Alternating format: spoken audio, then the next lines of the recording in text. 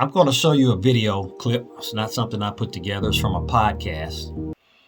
And the question is about basically how Christianity has been compromised. The interesting thing is the guy that's asking the question is a Christian. The guy that's giving the answer is a Muslim. And we want to know how to avoid this, but we're going to take the answer and what we've learned in this short little video clip and see how we can apply it to our personal lives and our walk with God.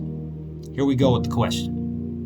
Why do you think the Christian religion is caving in, where they're sitting there saying, well, you know what, it's okay. Let's just compromise. It's okay. And I know you don't have the answer to it. It's not like I'll give you I'm looking for a definite, but I want an answer of your opinion. I'll give you an answer. And by the way, do you think it is a mistake clergy's make? Do you think it is a mistake the Christian church is making? Yeah. Now, to give some context to his question, this guy is asking about why is Christianity compromising to the transgender agenda. So just to let you know what they were talking about. Now pay attention closely to the answer that's given. Here we go. So the question becomes, if you can corrupt the institution from the top and the guidance itself is saying this is all fine, or in the case of the Catholic Church, you've got priests who are disabled from doing much against it because themselves are compromised, the institution itself becomes disabled. It is unable to respond. And again, the advantage of a more libertarian approach to a direct relationship with the source, or Allah. Again, we've defined what we mean by the word Allah. This is not a Muslim-only thing. If you have a direct relationship with Allah or the source, you can always outflank the attempt to hijack any given institution, because your faith tradition doesn't rely on that institution for guidance in the first place. Interesting. The institutions get corrupted from the top. Probably not earth-shattering, but let me let you in a little secret, folks. We were all built to follow. We were created to follow. It's in our DNA.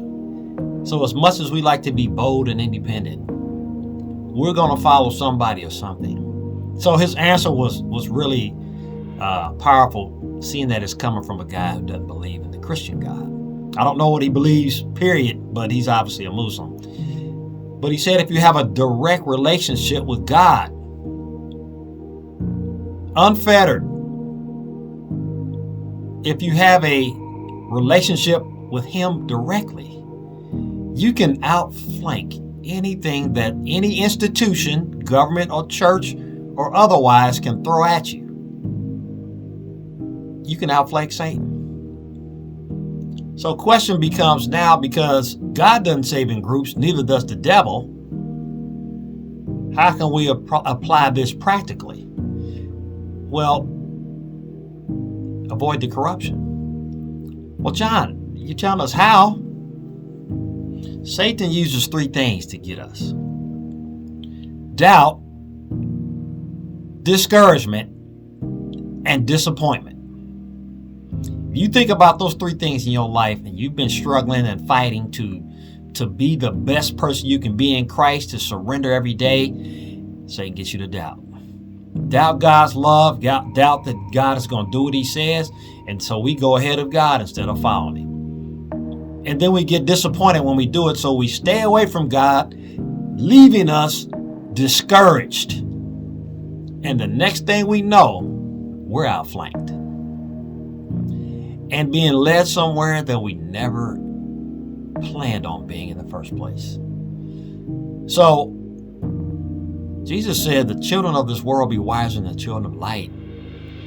Let's take some really deep thoughts about what this guy said, and let's start outflanking Satan in our walk with God.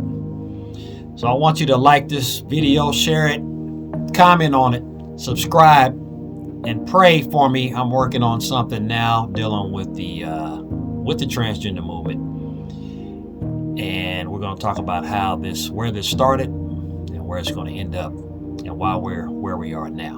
So keep me in your prayers, folks. I hope this is encouraging to you. God bless. Peace out.